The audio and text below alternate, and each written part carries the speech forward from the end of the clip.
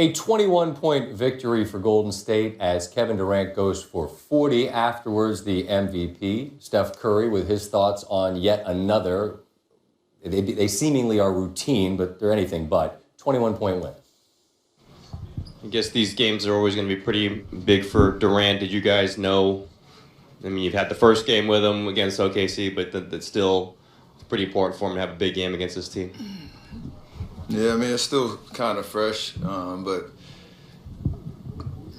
you can't deny, I guess, the history, obviously, of him with OKC, and obviously we turn the page, and when we face them, it's one of those games. The intensity is high, and at all costs we want to get the win. So it was a good night.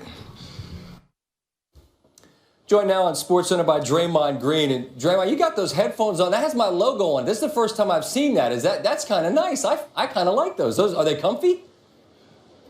Yeah, they are comfortable, man. You're big time. You got your own headphones. Yeah. I'm just happy to be a part of the show. Thanks for having me. I couldn't make that little commercial with Levy and Butchie Grass, so I'm just happy to have you here with me tonight.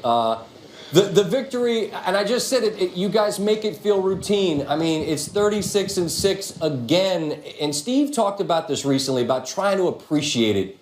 Are you all numb to the success that you guys have made feel so ordinary?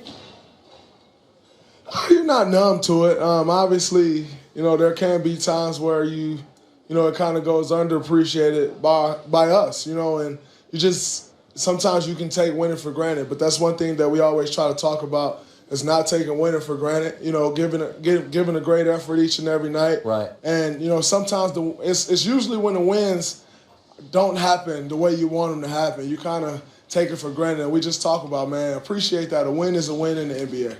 Now, this is not meant to be disrespectful to anyone you play, but I said earlier in the show that when you play Cleveland, when you play OKC, when you play Houston, as you do on Friday, I think it's reasonable to understand that for you guys, it is a big deal that's going to have every bit of your focus and energy. But you couldn't do that for 82 games. Is that a fair way to describe it?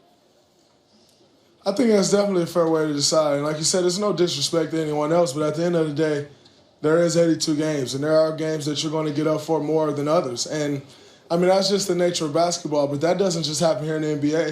It happens when you're in elementary and you only got 12 games. It happens when you're in middle school, when you're in high school, and definitely in college. So I think that's just the nature of the sport that we're in. I think it happens in life. I mean, let's be honest. I mean, there's days you come in here, you try to do the best show you can, but not every show is going to be as good as a show that you know is a big deal. And obviously for tonight, for Kevin, it's a big deal. And this, I'm not worried about any beef between anybody, but I mean, he goes off tonight for 40. Do you guys get a sense of what the game means to him without him saying anything? Absolutely. He doesn't have to say much. We know what this game means for him. We know as a competitor, you want to beat your own team. You want to beat the guys you play with. Even with all the scrutiny that he's taking with leaving OKC, definitely don't want to lose to him, and you got to hear all those things again. So, we understand what it means for him.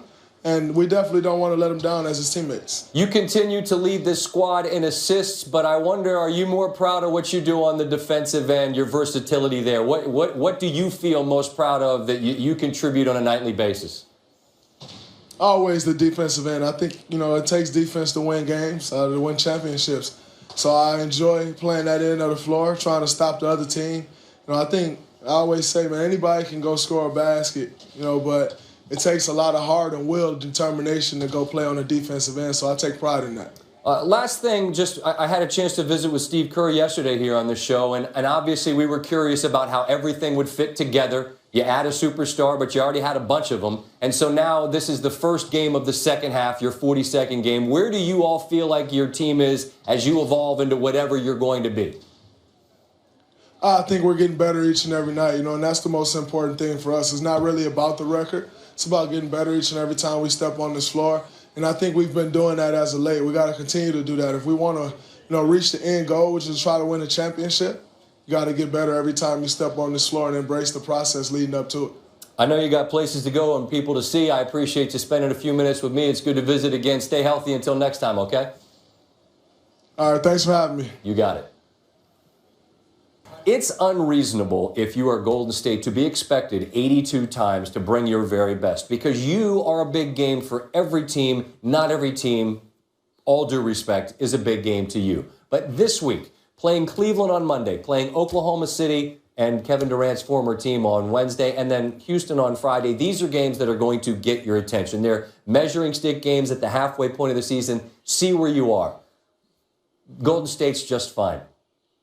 Kevin Durant clearly has been motivated when he's played his former teammate. He had 39 the first time they met. That was a season high. He did one better on Wednesday. Durant to the rim, finishes strong. Then Durant from Ian Clark. Then off the turnover, Durant handle, surveys the situation. I will stop and pull all three of these. Durant had 20 points on 7 of 9 shooting in the first half. Final seconds of the half. Russell, Zaza Pachulia. He goes down hard, then Zaza stands over him, and that will get back to Westbrook. And the elbow's high, the hand gets the face. Russell sells it, but that's a hard foul, and a flagrant one would be assessed. We're tied at 56 at the half. Midway through the third. Good game, tie game. Durant. Bingo. Then we segue to this because I don't even know what to say. 1, 2, 3, 4, 5. Russell just loses his mind. As everyone said on Twitter, and this is the guy, check ball. He just starts walking with the ball and took 5 steps. But everything the man does is entertaining, including that. No one's ever been more angry at rims around the globe than Russell. He punishes it there. 27 points, 15 rebounds, 13 assists, 10 turnovers. You see that little moment there where it looked like KD's like, what's up? And then Russell ignored him, and you can't ignore that. Durant, the thin man, goes up, and this is when the avalanche begins. This is when Golden State just dump trucks you, and a close game becomes a 20-point game. And then Durant, sure, why not? More. His 47th 40-point game. The Warriors win by 21. KD after the game with J.A. Adonde. Kevin Durant, a season-high 40 points. Your second highest scoring game of 39 was also against your former team. That can't be a coincidence, can it?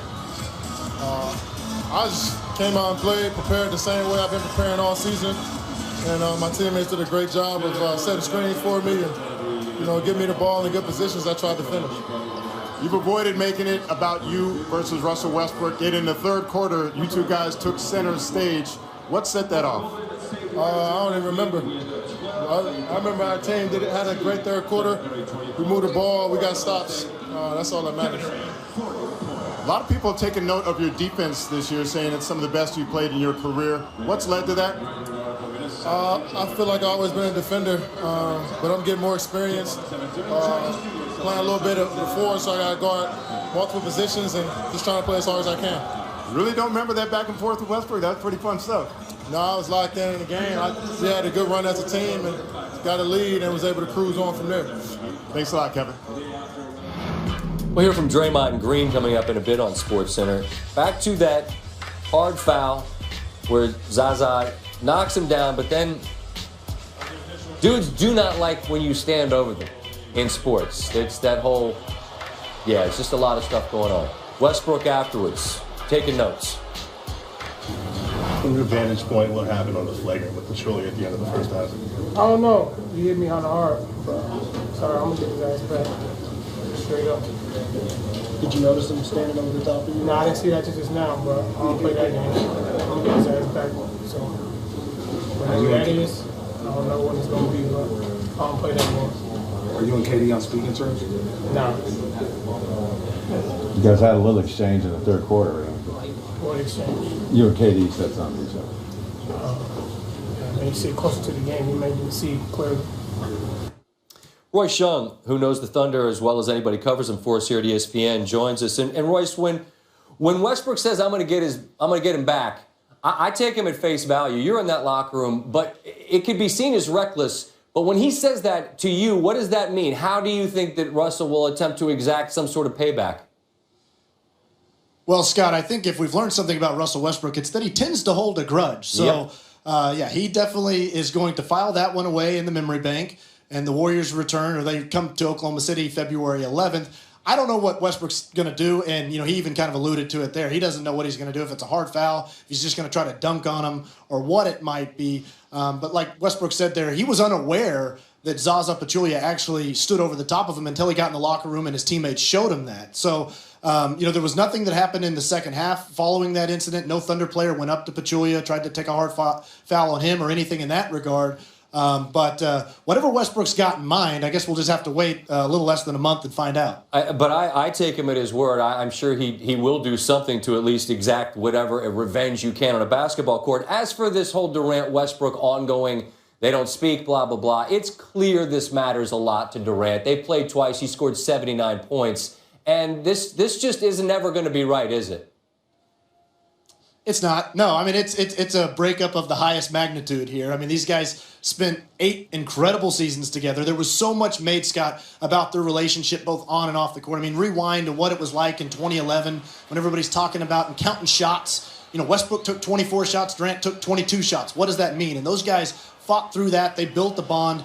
I know both guys pretty well, and I know the guys that are around them pretty well. And everybody will tell you that they were true friends, and they built a strong bond together. Now, they weren't best buddies. They weren't going to see movies on the road or anything like that, but they did have a high level of respect for each other. And Westbrook desperately, obviously, wanted Durant to come back. They had a meeting out in Los Angeles during that whole recruiting thing. And Westbrook, as I was told, really kind of put his heart out there, really tried to sell Durant hard, opened up in a way that Russell Westbrook typically doesn't do.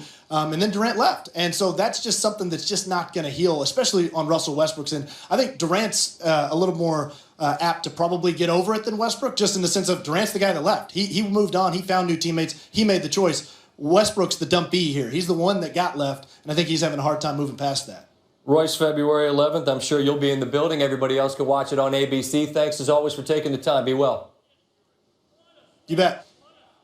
If we're nitpicking, if we're taking out a magnifying glass to find something not to like or to love, is that what you look at? Maybe just not having as deep a rotation theoretically?